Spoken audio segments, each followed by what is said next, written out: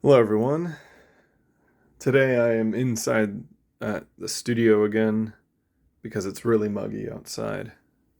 But I needed to talk about this book because I just finished it. Um, yeah, I'm sure many of you have heard of The Master and Margarita by Mikhail Bulgakov. Um, I, you know, heard about it plenty of times. It was only until I'd kind of gotten a I think a pretty honest summary of it as basically a fantasy novel um, from Book Pilled, that channel. That I thought, oh, okay, this this is something that might actually appeal to me. And I'm not one for Russian novels. I mean, I've read Solaris, obviously, and I've read Roadside Picnic, but those are admittedly genre fiction. Um, but this honestly could be considered that, although it definitely um, becomes part more of the surreal side of fiction. So I can see why you're more likely to find it in the just plain fiction section at Barnes and Noble rather than the fantasy section. Although it probably would be at home in either place. But I mean, I'll just say right off the bat, it's exquisitely written.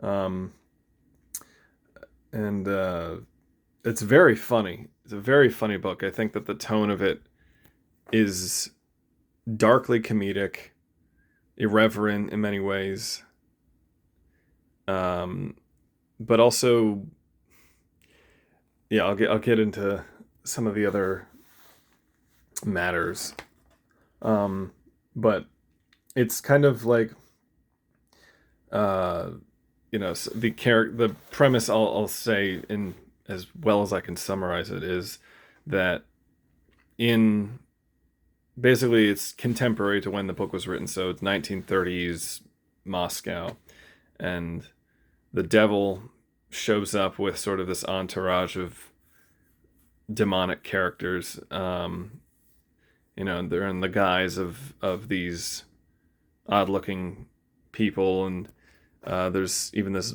large black cat, very big black cat named Behemoth, who you see on a lot of the covers of this book.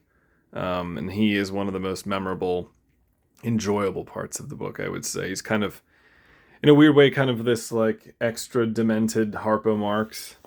In fact, a lot of the antics in the book kind of remind me of the Marx Brothers stuff, but just taken to this uh, darker, much more dark degree where, um, the devil comes in and he's talking to these two men who are basically, talking about how they're atheists, and the devil's overjoyed at this, saying, and so that kind of gives him the license to set up him and his group in Moscow at this and take over this theater and cause all kinds of mayhem. And so it's very interesting because of course nobody in the in this story professes, at least, yeah, nobody professes to believe in God or who isn't the devil, oddly enough. And it's and I would say um it's there's a lot to sort through with this book, so I'm bear with me. I'm trying to organize my thoughts, but one of the recurring things throughout this book that's interspersed is this narrative describing the um, sentencing and execution of Christ, but it's done in this very um, I would say it's an alternate telling of the Gospels in that part of it. Bulgakov in this version has Christ as this more mundane, simply human philosopher who is unjustly sentenced by Pontius Pilate, and that's who it's the focus of these excerpts are on. Where then Pontius Pilate is sort of feeling guilty about this, and there are just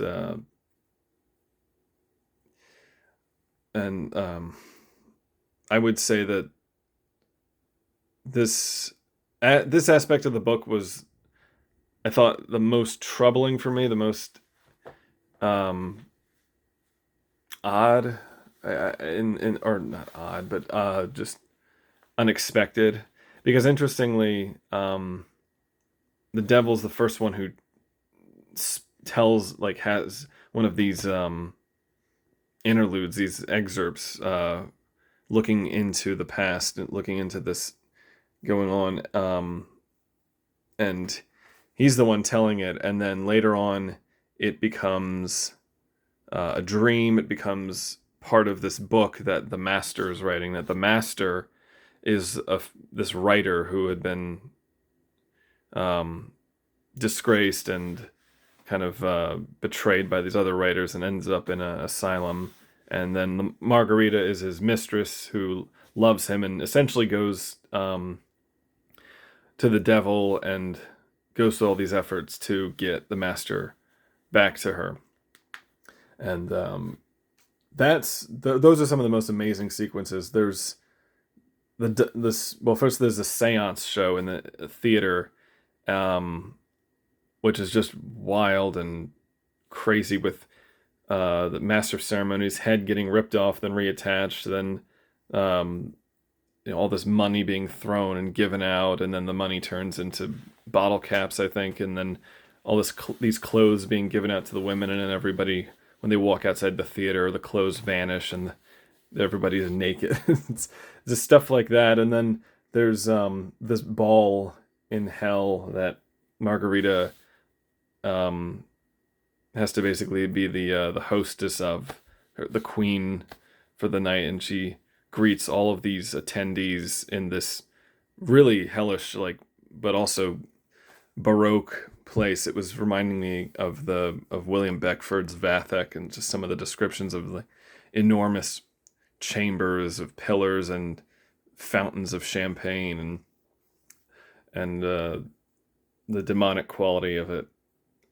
That stuff was wonderful, to read, just descriptions of that, and but also Margarita's sort of her transformation into this witch, as well as her servant, as well.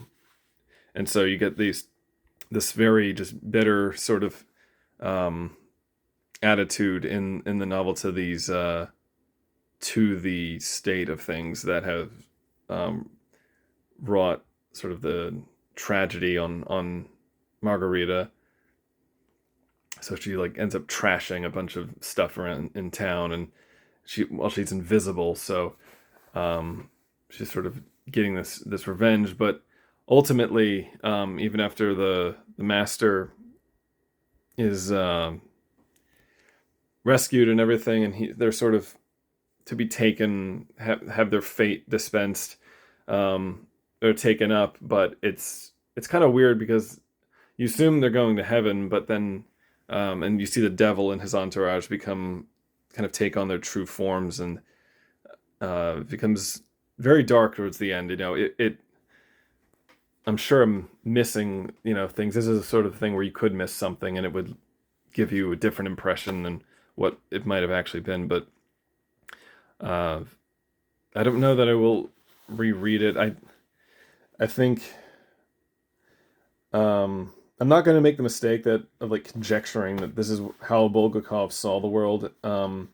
Sort of his version of Christ. I mean, in the introduction, the translator does say that Bulgakov was sort of mortified at the way that in Soviet Russia they were treating Christ, and sort of making him some kind of exploiter of the proletariat, I think, was the quote. And but he's the most disturbing aspect was how it makes Christ mundane, and he's just a wise man. And it's this, the story that the devil tells, first of all. So it sort of seems to like imparts these characters at the beginning of the story that he's telling, and so it's sort of, it's creating this world where, you know, nobody believes in God. So the, and then the narrative now, it's like you could say that even there is no redeemer, even that Christ was just a man. In that context of, and that leading to the kind of bitterness, the kind of chaos and mayhem that break out. It kind of falls in line with the rest of the novel, that would be the state of things. But when the devil and his group are causing, supernatural mayhem, and it is funny how, like, the mental gymnastics, how ridiculous they are, that are undertaken by the populace that just can't believe in God or the supernatural. Like, at one point they send this one guy all the way from, like, Moscow to, like, I forget what it was, like Yalta or something, and everyone's just, there's just weaving, like, just like pages of theorizing of how he got there, and whatnot, and it's just it's, yeah, I thought those were some of the most amusing aspects, the funniest aspects of it.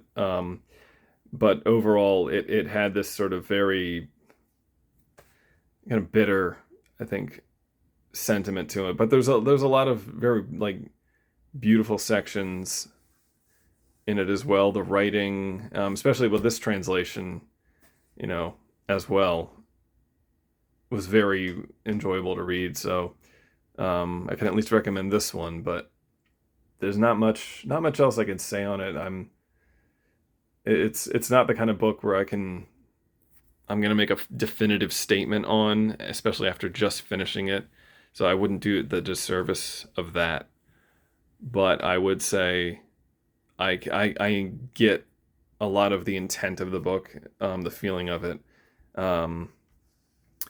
And yeah, maybe I'll read it again down the road, or some other Bulgakov stuff. But I'll be reading, I think the rest of the year I'll be reading some longer books, so it would be like a while before I do some other book reviews.